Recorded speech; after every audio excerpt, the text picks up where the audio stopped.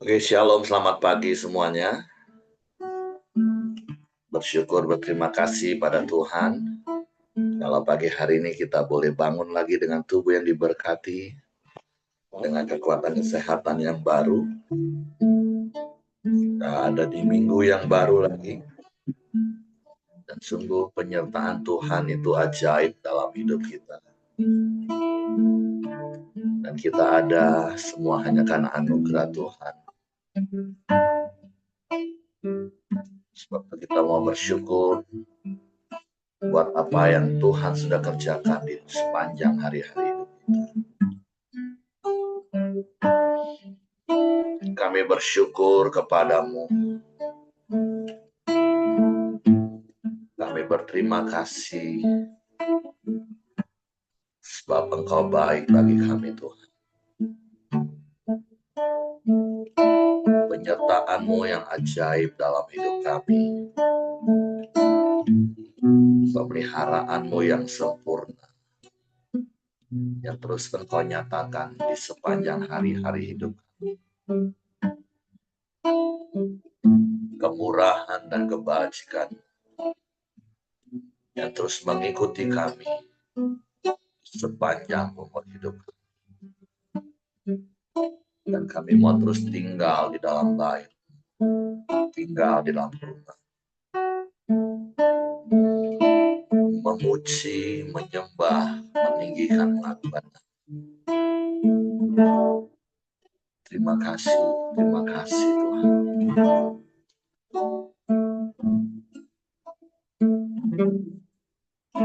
Oleh karena kemurahan Tuhan, ku ada sampai hari ini.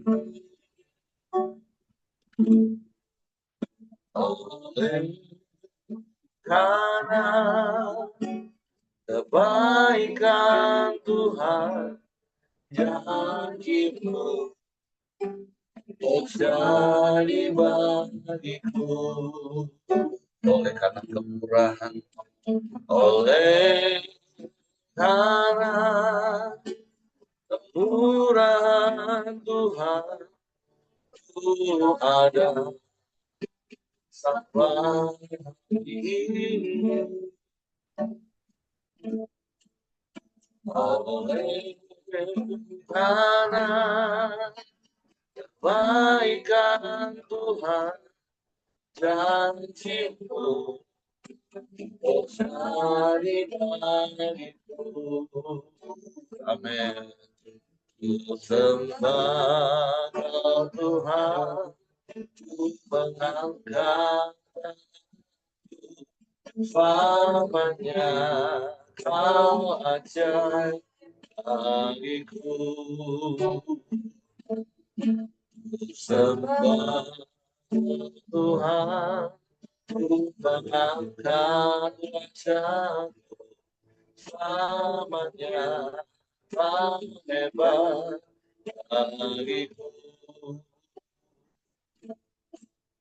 Oleh karena kemurahan Tuhan, ku ada sampai hari ini.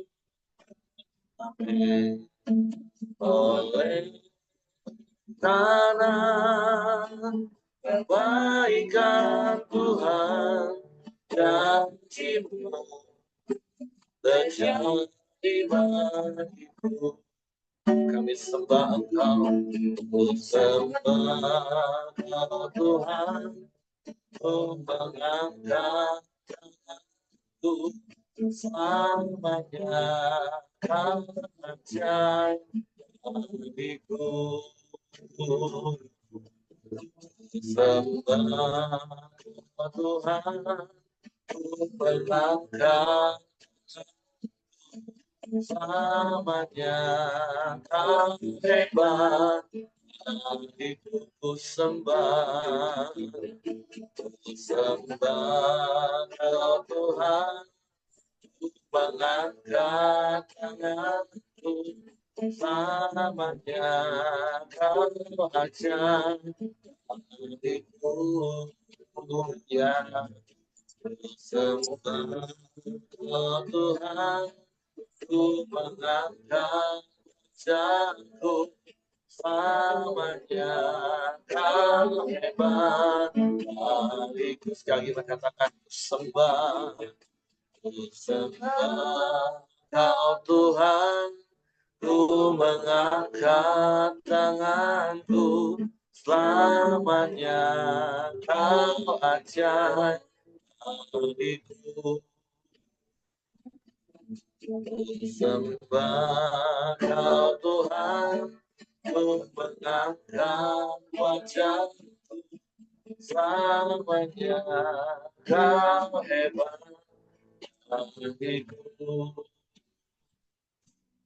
Selamanya kau hebat hatiku.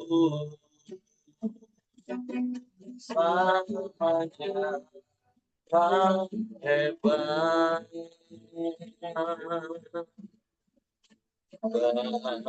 bagiku.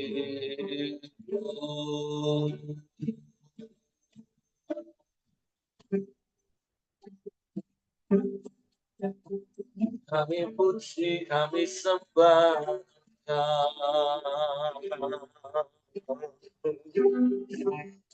kami bersyukur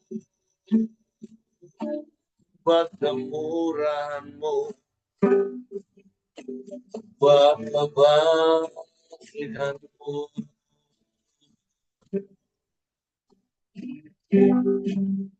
Yang mengikuti kami seumur hidup kami. Kami bersyukur, kami bersyukur. Terima kasih.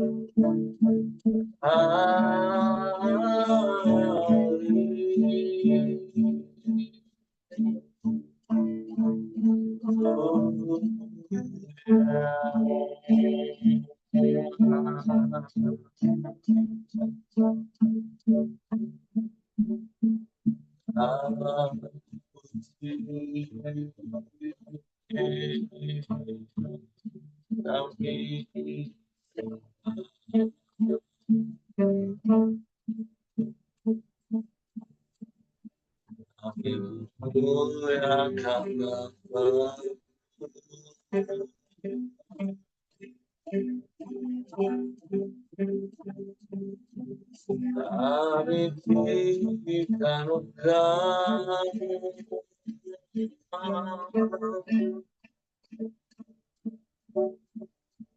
sebab Engkau yang layak dipuji disembah, sebab Engkau yang layak ditinggikan diagungkan selamanya.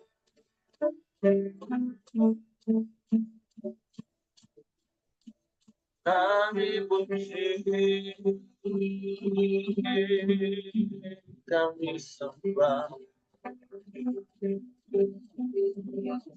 kami muliakan nama-Mu.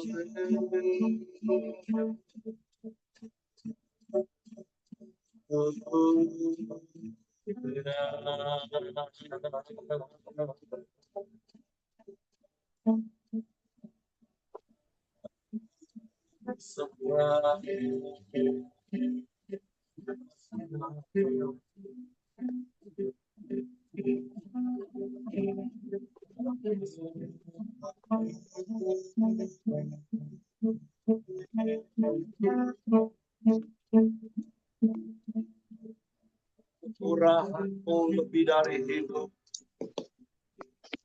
bahwa lidah kami memuji-Mu, menyembah-Mu. Engkau yang layak dipuji, disembah,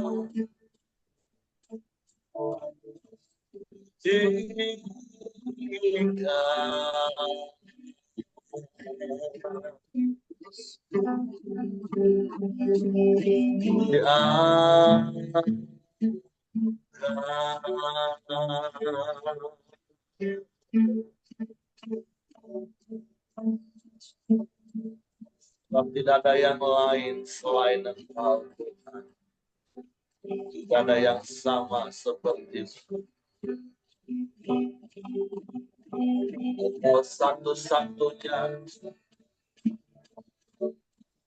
tidak ada yang lain, tidak ada yang sama seperti-Mu. Hanya Engkau.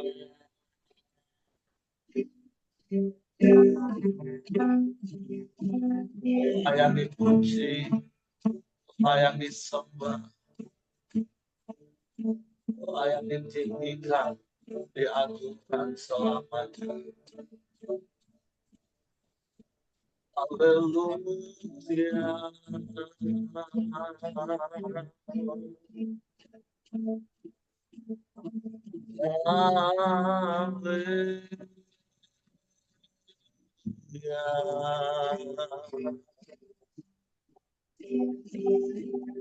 Disembah, suci, ditinggikan nama Yesus Tuhan. Haleluya. Haleluya.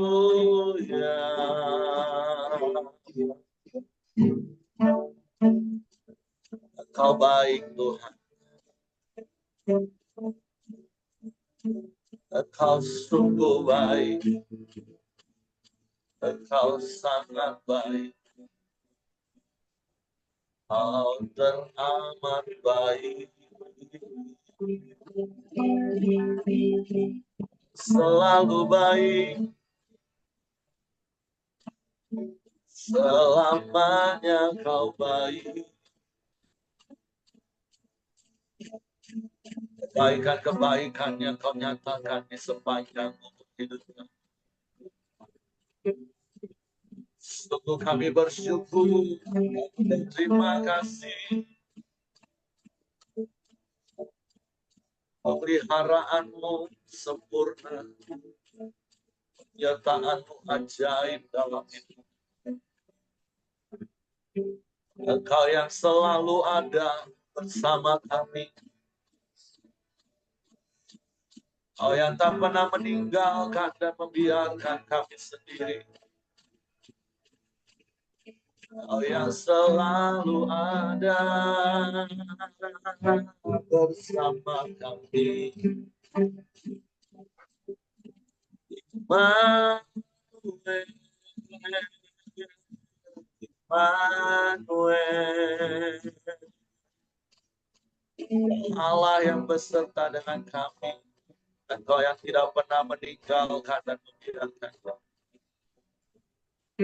Ebenezer, Ebenezer, sampai sejauh ini Engkau Tuhan yang menolong kami dan tak pernah terlambat pertolongan-Mu. Itu selalu ada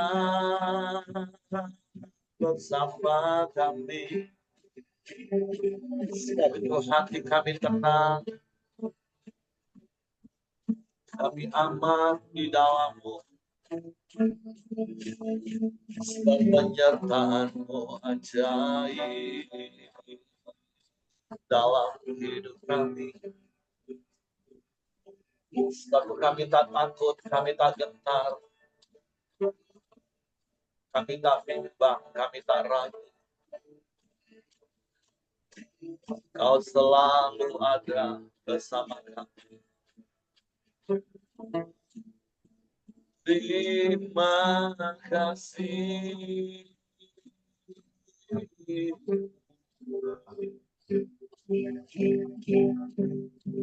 Makasih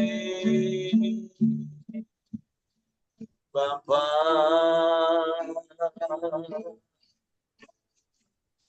Oh, Bapa yang ajaib, Bapa yang dahsyat, Bapa yang hebat, Bapa yang luar biasa.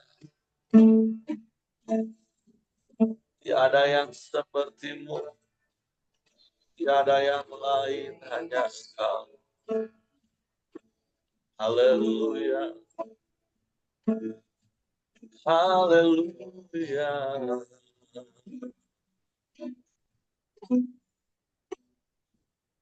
Terpujilah namamu, terpujilah namamu,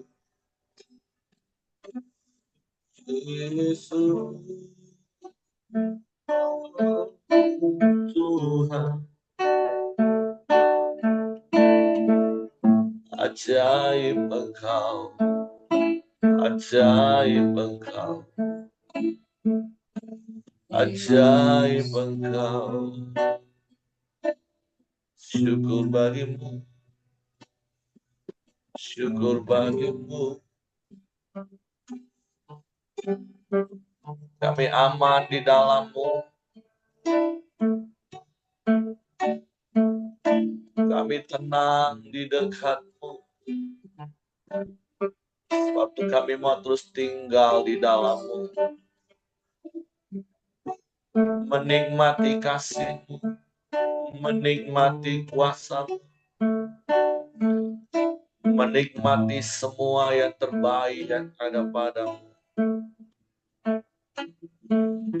Engkau Allah yang tidak pernah berubah, dulu sekarang bahkan sampai selamanya.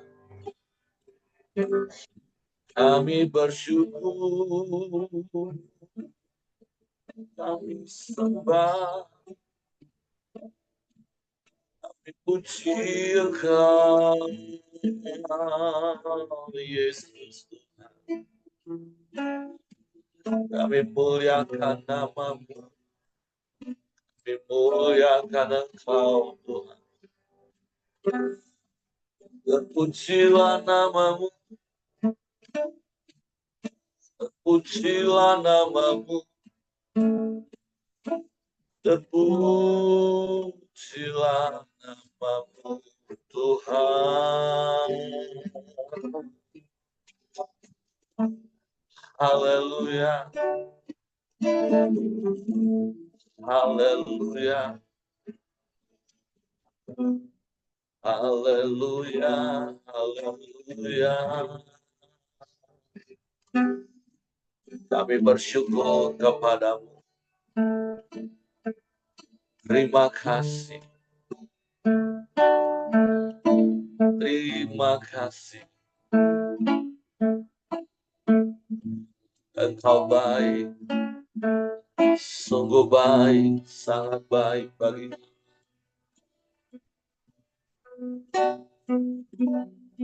Hanya di dalam-Mu kami aman. Jiwa kami tenang. Sekalipun badai menerpa kami. Sebab Engkau perisai yang teguh. Kota benteng yang kubu pertahanan. Menara keselamatan. Terima kasih, terima kasih. Betapa ajaibnya Engkau bagi kami.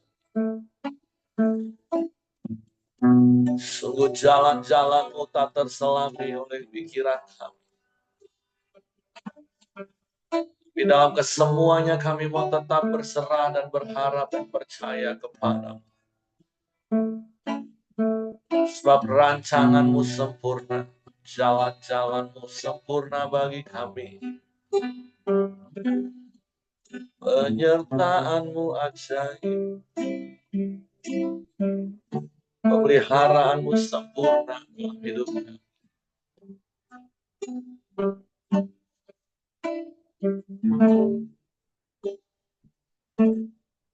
Penyertaan-Mu Tuhan, segalanya bagiku.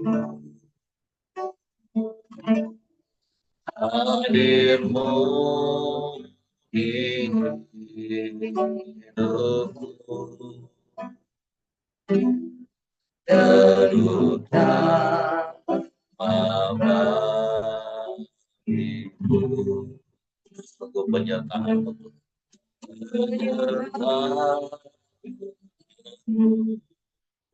Tuhan, ya segalanya bagiku. Amin. Hadir-Mu di hidupku, terutama bagiku.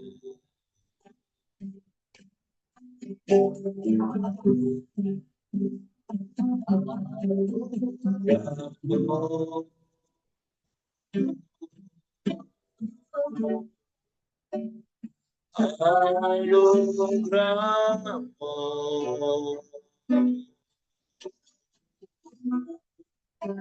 semua karena anugerah-Mu.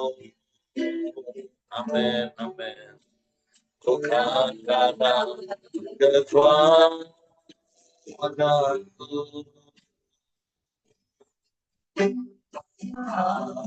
anugerah-Mu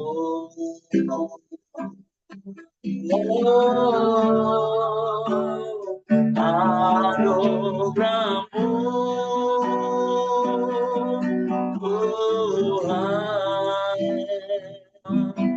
kasih dan sayang-Mu sumber kekuatan bagiku.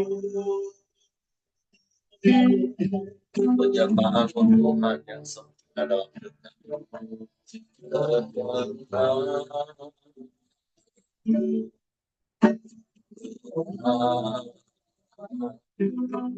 Segalanya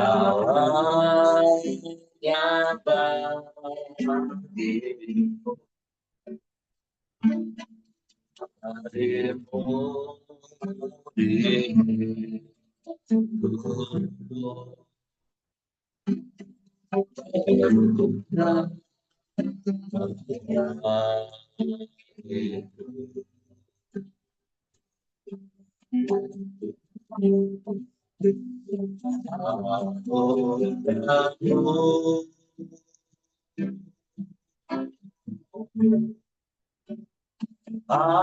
anugerah-Mu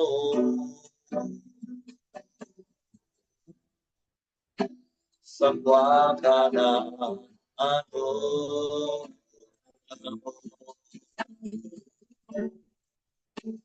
Bukan karena kekuatanku,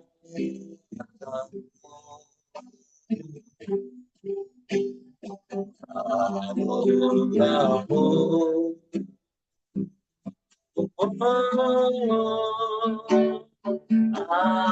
anugerah-Mu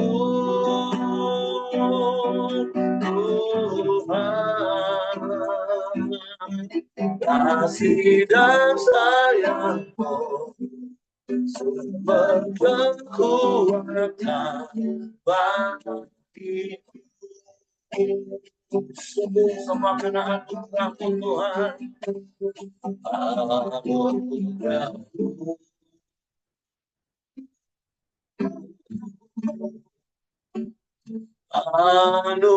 anugerah-Mu ya semua karena anugerahmu adalah kekuatanku.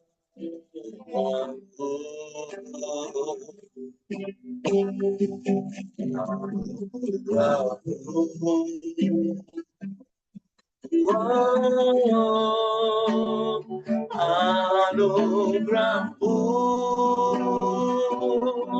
Tuhan, kasih dan sayangmu, sumber kekuatan bagiku.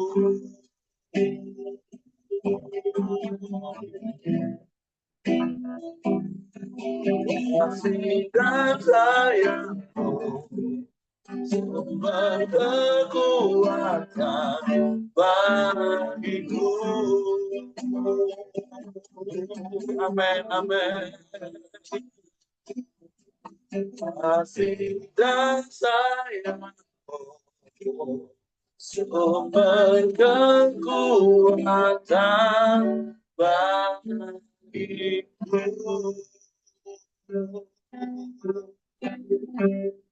Sungguh kami bersyukur buat penyertaan-Mu yang sempurna dalam hidup kami. Buat kasih sayang-Mu yang terus Engkau nyatakan di sepanjang hari-hari hidup kami. Sebab itu biarlah kami terus tinggal di dalam penyertaan dan firman-Mu di dalam kami. Sehingga kami terus berjalan di dalam jalan-jalan dan kebenaran. Sebab itu pagi hari ini kami buka hati kami lagi hanya untuk firman. Roh Kudus, tolong kami untuk mengerti dan memahami firman. Sehingga kami percaya firman dan kami melakukannya dalam hidup kami. Dalam nama Yesus kami sambut firman. Haleluya, haleluya. Amin.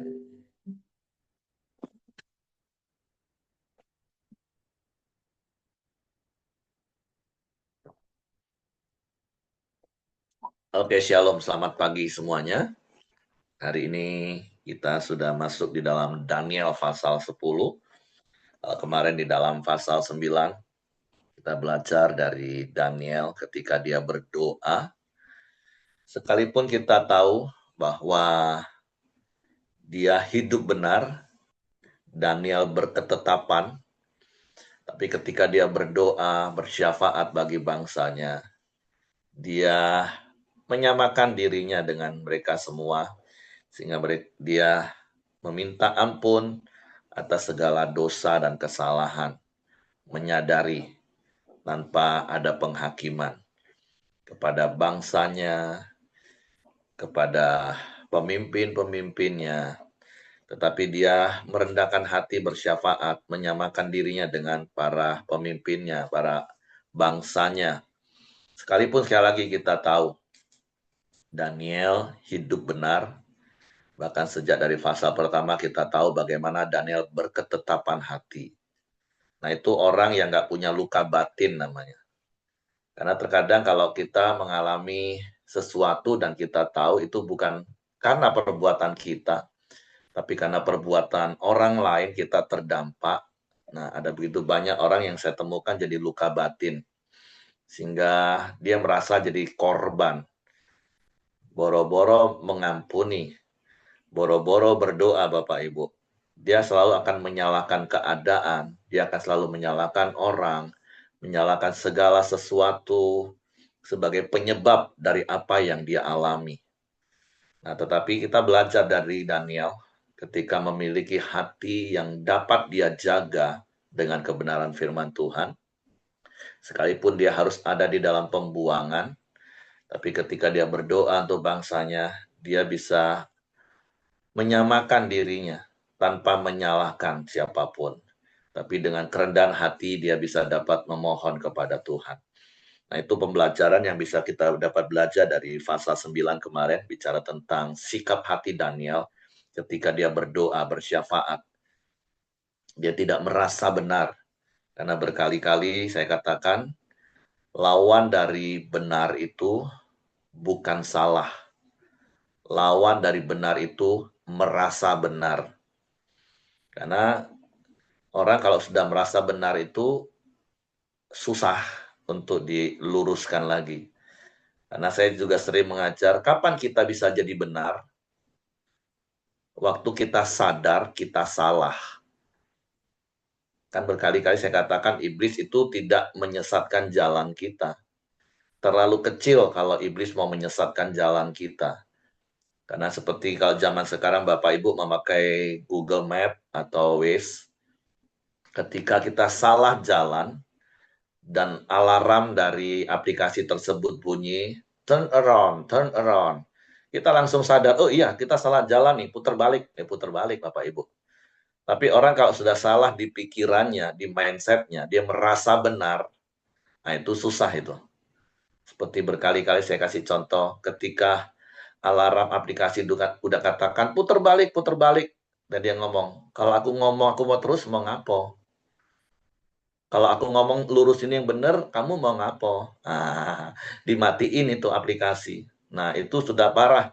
Nah, iblis akan berusaha menyesatkan pikiran kita dan yang tanpa kita sadari kadang itu tadi merasa benar. Jadi lawan dari benar itu bukan salah Bapak Ibu. Lawan daripada benar itu merasa benar. Nah, makanya jangan sampai hidup kita merasa benar, sehingga kalau kita sudah merasa benar, apapun, siapapun itu pasti salah menurut pandangan kita. Nah, harusnya ukuran benar atau tidaknya kita itu apa kata firman. Makanya kenapa kita harus berkaca, bercermin kepada firman. Mau suami istri, orang tua anak, pimpinan karyawan, penatua, jemaat, patokannya harus apa kata firman. Karena kalau bukan lagi kata firman, tapi apa kata yang benar menurut aku, nah itu bahaya. Makanya berkali-kali saya juga sering katakan, hiduplah dalam kebenaran, bukan pembenaran. Karena kalau kita hidup dalam kebenaran, jelas kebenaran itu adalah firman Tuhan. Tapi kalau pembenaran itu firman Tuhan ditambahi tapi. Nah, itu sudah pembenaran. Iya sih, memang harus memberi. Tapi Pak, aduh susah zaman sekarang. Benar sih Pak, harus mengampuni. Tapi kelewatan orang itu Pak, nggak bisa dikasih hati itu orang. Jujur, iya sih, tapi itu orang kalau sudah hidup firman tapi ditambahin tapi seakan-akan seperti ada firman sih di depannya. Kan hukum bahasa Indonesia berkali-kali saya ingatkan, kata tapi itu akan menghilangkan kalimat yang di depannya. Yang berlaku itu kalimat yang di belakang kata tapi itu. Nah, jadi dari Daniel pasal 9 kemarin kita bisa belajar jangan hidup dalam pembenaran tapi hiduplah dalam kebenaran firman. Dengan kita menjaga hati kita dalam kerendahan hati untuk tunduk dan taat kepada otoritas firman sebagai hal yang mutlak dalam hidup kita. Sehingga ya kita mutlak harus taat. Dan berkali-kali saya katakan taat itu mudah karena didasari karena kita mengasihi Tuhan. Bukan karena transaksional. Nah, hari ini kita masuk di Daniel pasal 10, Bapak Ibu. Penglihatan Daniel di tepi sungai Tigris. Pada tahun ketiga pemerintahan Kores, raja orang Persia, suatu firman dinyatakan kepada Daniel yang diberi nama Belsasar. Firman itu benar dan mengenai kesusahan yang besar. Maka dicamkannyalah firman itu dan diperhatikannyalah penglihatan itu. Pada waktu itu aku, Daniel, berkabung 3 minggu penuh. Makanan yang sedap tidak kumakan, daging dan anggur tidak masuk ke dalam mulutku, dan aku tidak berurap sampai berlalu 3 minggu penuh. Pada hari ke-24 bulan pertama, ketika aku ada di tepi sungai besar, yakni sungai Tigris, kuangkat mukaku, lalu kulihat tampak seseorang yang berpakaian kain lenan dan berikat pinggang emas dari Ufas. Tubuhnya seperti permata Tarsis dan wajahnya seperti cahaya kilat. Matanya seperti sulu yang menyala-nyala, lengan dan kakinya seperti kilau tembaga yang digilap, dan suara ucapannya seperti gaduh orang banyak. Hanya aku Daniel melihat penglihatan itu. Tapi orang-orang yang bersama-sama dengan aku tidak melihatnya, tetapi mereka ditimpa oleh ketakutan yang besar sehingga mereka lari bersembunyi. Demikian aku tinggal seorang diri, ketika aku melihat penglihatan yang besar itu, hilanglah kekuatanku, aku menjadi pucat sama sekali dan tidak ada lagi kekuatan padaku. Lalu kedengar suara ucapannya, dan ketika aku mendengar suara ucapannya itu, jatuh pingsanlah aku tertelungkup dengan mukaku ke tanah. Tapi ada suatu tangan menyentuh aku dan membuat aku bangun sambil bertumpu pada lutut dan tanganku. Katanya kepadaku, Daniel, engkau orang yang dikasihi. Camkanlah firman yang kukatakan kepadamu dan berdirilah pada kakimu. Sebab sekarang aku diutus kepadamu. Ketika hal ini dikatakannya kepadaku, berdirilah aku dengan gemetar. Lalu katanya kepadaku, janganlah takut Daniel. Sebab telah didengarkan perkataanmu sejak hari pertama engkau berniat untuk mendapat pengertian dan untuk merendahkan dirimu di hadapan Allahmu, dan aku datang oleh karena perkataanmu itu. Pemimpin kerajaan orang Persia berdiri 21 hari lamanya menentang aku. Tapi kemudian Mikhail, salah satu dari pemimpin-pemimpin terkemuka, datang menolong aku, dan aku meninggalkan dia di sana berhadapan dengan raja-raja orang Persia. Lalu aku datang untuk membuat engkau mengerti apa yang akan terjadi pada bangsamu pada hari-hari terakhir, sebab penglihatan ini juga mengenai hari-hari itu. Ketika dikatakannya hal itu kepadaku, kutundukkan mukaku ke tanah dan aku terkeluh. Tetapi sesuatu yang menyerupai manusia menyentuh bibirku, lalu kubuka mulutku dan mulai berbicara. Kataku kepada yang berdiri depanku itu, Tuanku, oleh sebab penglihatan itu aku ditimpa kesakitan dan tidak ada lagi kekuatan padaku. Masakan aku hamba Tuanku ini dapat berbicara dengan Tuanku? Bukankah tidak ada lagi kekuatan padaku dan tidak ada lagi nafas padaku? Lalu dia yang rupanya seperti manusia itu menyentuh aku pula dan memberikan aku kekuatan. Dan berkata, hai engkau yang dikasihi, janganlah takut, sejahteralah engkau, jadilah kuat. Ya, jadilah kuat. Sementara ia berbicara dengan aku merasa kuat lagi dan berkata, berbicaralah kiranya Tuanku, sebab engkau telah memberikan aku kekuatan. Lalu katanya, tahukah engkau mengapa aku datang kepadamu? Sebentar lagi aku kembali untuk berperang dengan pemimpin orang Persia. Dan sesudah aku selesai dengan dia, maka pemimpin orang Yunani akan datang. Namun demikian, aku akan memberitahukan kepadamu apa yang tercantum dalam kitab kebenaran. Tidak ada satupun yang berdiri di pihakku dengan tetap hati melawan mereka, kecuali Mikhail, pemimpinmu itu. Nah, tentu ada beberapa hal yang bisa kita pelajari dari Daniel pasal yang ke-10 ini. Yang pertama tadi ada hal yang menarik di ayat yang ketiga, ayat yang kedua dan ketiga. Di situ dikatakan Daniel selama 3 hari berketetapan untuk tidak makan makanan yang enak-enak, anggur, daging. Nah, kalau kita ingat dulu di awal di pasal yang pertama, Daniel berketetapan untuk tidak makan anggur dan daging karena makanan itu makanan raja. Makanan yang dipersembahkan kepada dewa-dewa baru diberi makan kepada mereka. Nah, tapi dengan apa yang kita baca berarti kan setelah dia mempunyai kedudukan yang tinggi, dia juga bisa makan daging, makan anggur, tapi tentulah karena dia seorang pemimpin, dia punya otoritas penuh, ya dia bukan makan makanan-makanan persembahan dewa-dewa Babel. Nah, artinya apa sih pembelajaran apa yang bisa saya dapat? Ya. Terkadang ketika kita berketetapan untuk tidak melakukan sesuatu karena itu sesuatu yang tidak berkenan kepada Tuhan, tapi bukan berarti terus kita tidak dapat menikmati, kalau bahasa khotbah saya minggu lalu, menikmati bumi dengan segala isinya. Yang Tuhan ingatkan kita kan adalah supaya kita tidak terikat dan menikmati hal-hal duniawi, bukan apa yang ada di bumi.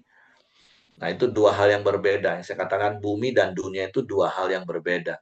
Kalau bumi itu kan apa yang Tuhan ciptakan dari Kejadian pasal 1 ayat 1 sampai ayat yang ke belasan, dan apa yang Tuhan ciptakan, bumi dengan segala isinya itu adalah baik adanya dan memang diciptakan untuk kita nikmati. Yang tidak boleh kita nikmati itu kan adalah hal-hal duniawi, dan kita tahu di balik panggung sandiwara dunia itu kan ada bapa segala pendusta yang memang sudah dilemparkan jatuh ke dalam bumi, walaupun dia tidak menguasai buminya, tapi dia menciptakan dunia-dunia. Yang saya katakan dunia gemerlap, dunia malam, dunia kejahatan, dan begitu banyak dunia-dunia yang bisa menawarkan godaan-godaan yang begitu menarik untuk kita menyembah dia. Makanya poinnya adalah bukan soal anggur dan dagingnya Bapak Ibu, tetapi penyembahan kepada berhalanya. Nah, itu yang membedakannya. Kalau anggur dan dagingnya itu tetap anggur dan daging, kita bisa makan. Jadi di fase pertama Daniel berketetapan untuk tidak makan anggur dan daging, bukan karena anggur dan dagingnya Bapak Ibu, tapi karena makanan itu dipersembahkan kepada dewa-dewa Babel. Nah, tapi ketika dia sudah punya kedudukan, dia bisa menikmati daging anggur. Jadi permasalahannya itu seringkali bukan di pada makanannya. Bahkan kalau di prinsip yang sama, di situasi yang lain, seperti kemarin saya ngobrol dengan Ajang, dengan Hadi, kita nggak bisa cuma menilai sesuatu itu hanya berdasarkan permukaan, tapi harus sampai pada kedalaman. Kita nggak bisa menilai seseorang hanya berdasarkan perkataan dan perbuatannya. Kita harus sampai dapat menilai orang itu apa sih motivasi di balik apa yang dia katakan. Kadang orang dinasehati dengan kata-kata, wah dia langsung sakit hati, ini orang ngomongnya nih. Tapi mari belajar memahami ketulusan hati, motivasi orang untuk menasehati kita, bahkan menegur kita dengan keras itu karena dia mengasihi kita. Bukan hanya lihat kata-katanya. Ada orang melakukan sesuatu yang kadang nggak cocok menurut pikiran dan perasaan kita. Tapi jangan langsung menjudge dan langsung menilai, tapi lihat apa sih motivasi dia lakukan hal itu. Nah, jadi bukan soal daging dan anggurnya, tapi di balik itu ada apa. Nah, itu yang membuat kita semakin bijak hari-hari ini. Nah, itu orang yang dewasa, orang yang bijak. Tidak menilai segala sesuatu hanya di permukaan, tapi sampai kedalaman. Ya, seperti contoh yang berkali-kali juga pernah saya katakan, karena itu yang contoh yang paling gampang. Karena waktu beberapa tahun yang lalu, waktu mama saya menjelang hari-hari akhir hidupnya, ketika saya video call, saya tahu dari gelagat dan ciri-ciri orang yang mau meninggal. Saya katakan, udah, ini mama udah nggak akan banyak waktu lagi, nggak usah dibawa ke rumah sakit. Akhirnya saya ngomong, oke sepakat ya, nggak usah bawa rumah sakit. Iya, sepakat. Saya akan pergi beli tiket, berdoa, berharap bisa sampai ketemu. Mama bisa tunggu, walaupun saya tahu itu sangat sangat nggak mungkin dengan kondisi dari apa yang saya lihat di video call. Begitu saya pulang swab waktu itu ya, tiketnya kan tinggal beli online, harus swab waktu itu. Dapat kabar ternyata mama dibawa ke rumah sakit, ke IGD, dan meninggal. Dan diperlakukan dengan protokol waktu itu. Nah, ya singkat cerita, harusnya malam itu juga harus dimakamkan, tapi saya ngomong, boleh nggak minta tolong, besok tunggu saya landing, nanti kalian baru bergerak dari rumah sakit. Wah, harusnya nggak boleh. Tapi ngomong kan cari tanah kuburan nggak gampang. Harus ada prosedur, ada harus proses. Akhirnya singkat cerita, toh akhirnya yang merawat, memandikan semua kan juga keluarga, bukan petugas dengan APD-nya. Karena memang itu hari terakhir perubahan dari pandemi ke endemi waktu itu. Tapi mau nggak mau ikuti protokol. Nah, yang saya mau ceritakan adalah setelah peristiwa pemakaman, kakak saya akhirnya ngaku salah, dia merasa takut saya marah. Karena kan saya udah ngomong, dan sudah kalian sepakati, gak usah bawa rumah sakit, titik. Artinya kalaupun gak bawa rumah sakit, toh mama juga tetap meninggal, tapi kan bisa ditaruh di yayasan dengan lebih layak. Nggak harus masuk kantong jenazah, nggak harus ditaruh di kotak dari plywood. Bisa ada ibadah penghiburan. Itu kan maunya kita. Nah, kakak saya merasa saya akan marah, dia bilang enggak. Saya tahu kamu lakukan itu walaupun salah iya. Kalau mau dicari salahnya kamu salah, melanggar kesepakatan. Dan akibatnya ya ini. Nah, tapi saya katakan enggak. Saya nggak akan marah karena saya tahu isi hati dan motivasimu. Kamu lakukan itu karena kamu mengasihi. Sebagai anak kamu berusaha memberi yang terbaik. Saya akan melihat itu. Saya nggak akan melihat tindakan kamu. Yang oke, kalau dibilang salah, kalau orang emosi akan ngomong salah. Tapi orang yang lain akan mendukung. Enggak lah, namanya juga anak. Nanti kalau kita nggak berusaha, apa juga kata orang. Jadi terkadang yang di permukaan itu bisa pro dan kontra. Makanya belajarlah untuk menyelami sampai kedalaman sebuah masalah, sebuah situasi. Sehingga kita nggak salah menilai dan kita nggak salah bertindak.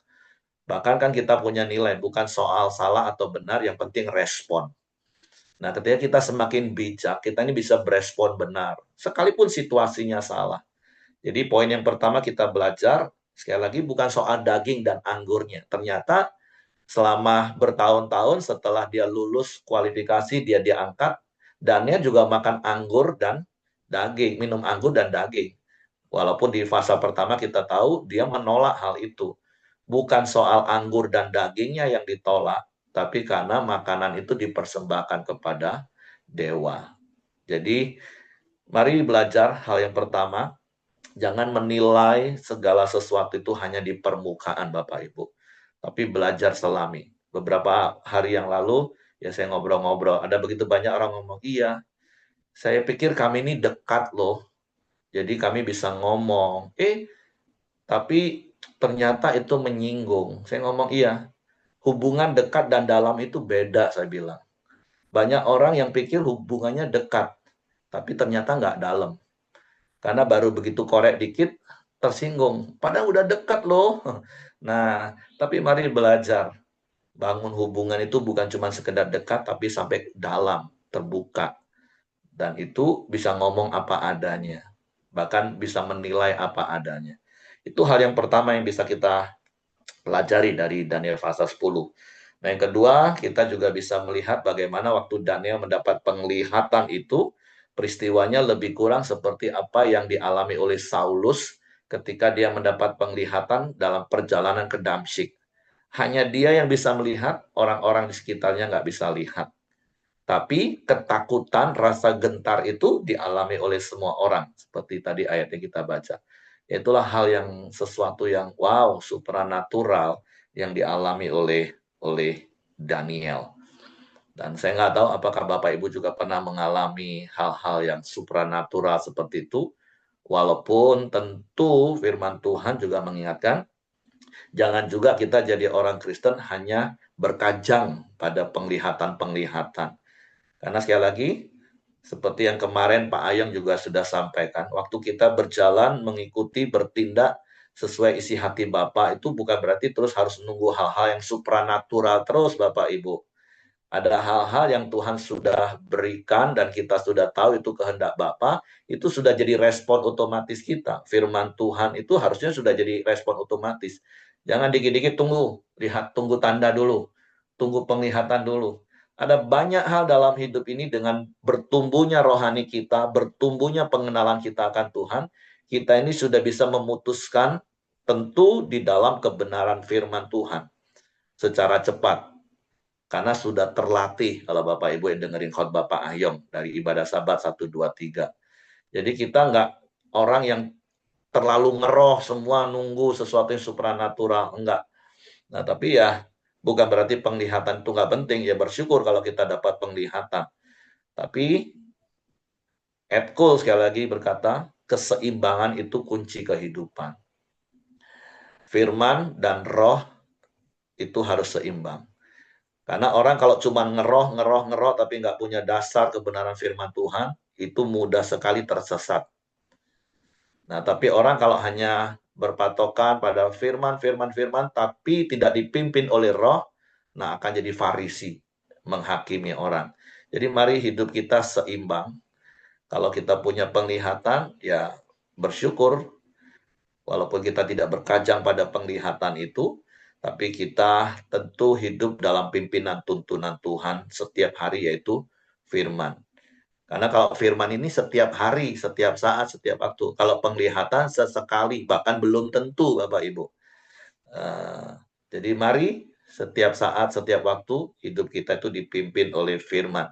Ya, sekali lagi bersyukur ada orang-orang di antara Bapak Ibu mungkin yang sering mendapatkan penglihatan-penglihatan, mimpi-mimpi, ya bersyukur, puji Tuhan. Tapi sekali lagi, kalau bicara sering atau tidak sering, udah pasti firman itulah sudah ada di tangan kita. Bahkan firman Tuhan katakan, firman itu ada di mulut kita, ada di hati kita. Sangat dekat, nggak jauh Bapak Ibu. Jadi mari terus hidup di dalam kebenaran firman Tuhan. Nah, kalau bicara tentang apa yang Tuhan nyatakan atas hidup Daniel, penglihatan, dan sekali lagi, tentu ini juga bicara tentang apa yang dialami Daniel sampai akhir masa 70 tahun di Babel, ketika Babel kemudian lahir kerajaan baru Media Persia, terus lahir kerajaan Yunani. Tapi selain dari apa yang digenapi di zaman Daniel, sekali lagi berkali-kali saya katakan, nubuatan penglihatan di perjanjian lama itu seperti cahaya menembus prisma, itu membias semakin besar, dan ini juga menjadi nubuatan tentang akhir zaman, Bapak Ibu. Dan yang hari-hari ini ya terus kita perhatikan tanda-tanda zaman, perhatikan penggenapan-penggenapan firman Tuhan. Tapi satu hal yang kita syukuri, bahwa di dalam segala sesuatunya itu Tuhan yang berdaulat, Tuhan yang berkuasa penuh, Tuhan yang berfirman, Tuhan yang memberikan penglihatan dan nubuatan, Tuhan yang pasti akan menggenapi segala sesuatunya.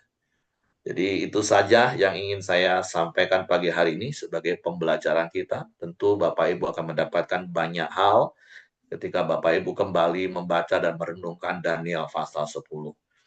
Oke, itu saja. Terima kasih. Saya serahkan kembali kepada Hengki.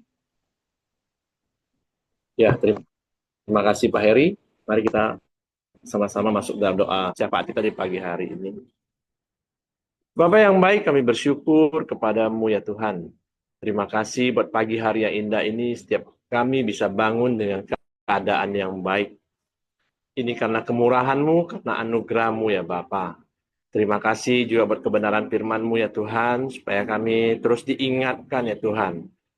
Tidak kompromi dengan dunia ya Bapa, tapi kami boleh menikmati apa yang Tuhan berikan, kemurahan yang telah Tuhan ciptakan. Terima kasih ya Tuhan, dan juga biarlah kami terus memiliki respon yang benar dalam kehidupan kami ya Tuhan. Dalam menyingkapi masalah, dalam menghadapi masalah ya Tuhan. Biarlah kami terus diberikan hikmat, diberikan kebijaksanaan yang daripada Engkau ya Tuhan. Terima kasih ya Tuhan, kami bersyukur buat kebenaran firman-Mu di pagi hari ini. Tuhan juga berkati Pak Heri yang telah menyampaikan kebenaran-Mu. Tuhan juga berikan kesehatan, kekuatan, dan perlindungan. Istri dan juga anak-anaknya juga Tuhan berkati dimanapun mereka berada ya Bapak. Dan juga setiap kami yang hadir di pagi hari ini, Tuhan juga terus berkati kami. Tuhan terus ada di tengah-tengah keluarga. Tuhan berkati istri, suami, anak-anak, menantu, dan cucu kami ya Tuhan. Dan juga apapun usaha pekerjaan kami, Tuhan juga berkati ya Bapak. Terima kasih ya Tuhan, kami serahkan keluarga kami, usaha pekerjaan kami ke bawah tangan kuasa-Mu. Kami juga terus sepakat berdoa buat kesehatan Ibu Dorcas ya Tuhan. Tuhan terus memberikan dia kekuatan yang terbaik ya Bapak. Biarlah pemulihan demi pemulihan, kesembuhan demi kesembuhan terjadi dalam tubuh Ibu Dorcas ya Tuhan. Kami percaya sel-selnya Tuhan akan terus dipulihkan ya Tuhan. Sel-selnya juga akan sehat kembali ya Bapak. Terima kasih ya Tuhan. Kami juga serahkan Bu Dorcas dan juga keluarga besarnya ke bawah tangan kuasa-Mu ya Bapak. Terima kasih Tuhan, kami juga terus berdoa buat bangsa dan negara kami Indonesia. Tuhan terus bawa bangsa ini hari demi hari lebih baik, perekonomian yang lebih baik, dan juga keamanan yang terbaik ya Bapak. Tuhan juga berkati di mana kota kami tinggal ya Tuhan, di mana tempat kami tinggal ya Bapak. Biarlah dipenuhi damai-Mu, dipenuhi sukacita-Mu, di mana tempat kami tinggal ya Tuhan. Terima kasih ya Bapak, kami serahkan kota kami ke bawah tangan kuasa-Mu. Kami juga berdoa buat pemerintahan yang ada ya Tuhan, yang dari pusat sampai ke daerah ya Bapak. Biarlah roda pemerintahan ini boleh berjalan dengan baik ya Tuhan, dengan takut dan gentar akan Engkau ya Bapak. berjalan sesuai dengan kebenaran-Mu ya Tuhan. Terima kasih ya Bapa, kami serahkan pemerintahan kami ke bawah tangan kuasa-Mu ya Bapa. Kami juga sama-sama sepakat berdoa untuk doa Bapa kami. Bapa kami yang di surga, dikuduskanlah nama-Mu, datanglah kerajaan-Mu, jadilah kehendak-Mu di bumi seperti di surga. Berikanlah kami pada hari ini makanan kami yang secukupnya, dan ampunilah kami akan kesalahan kami, seperti kami juga mengampuni orang yang bersalah kepada kami. Dan janganlah membawa kami ke dalam pencobaan, tapi lepaskanlah kami daripada yang jahat. Karena Engkaulah punya kerajaan dan kuasa dan kemuliaan sampai selama-lamanya. Amin. Silakan Pak Eri. Kami bersyukur buat hari baru yang Kau jadikan bagi kami, hari penuh berkat, kemenangan, sukacita melimpah, sebab Engkau Allah Immanuel yang beserta dengan kami. Untuk kami serahkan hidup kami sepanjang hari dalam tangan-Mu, tutup bungkus dengan kuasa darah Yesus, malaikat-malaikat tempat tinggal kami, menyertai keluar masuk kami dalam seluruh aktivitas kami, dan Tuhan berkati apa yang dikerjakan tangan kami, seturut dengan firman-Mu, sehingga kami boleh menikmati berkat-berkat yang berkelimpahan. Terpujilah nama-Mu, biarlah kasih karunia Bapa, damai sejahtera dari Yesus Kristus, serta pimpinan persekutuan Allah Roh Kudus, menyertai kita sekalian mulai hari ini sampai Maranatha, Dia Yesus datang kali yang kedua. Di dalam berkat nama Tuhan Yesus Kristus. Haleluya. Amin. Semangat pagi, selamat beraktivitas, Tuhan memberkati.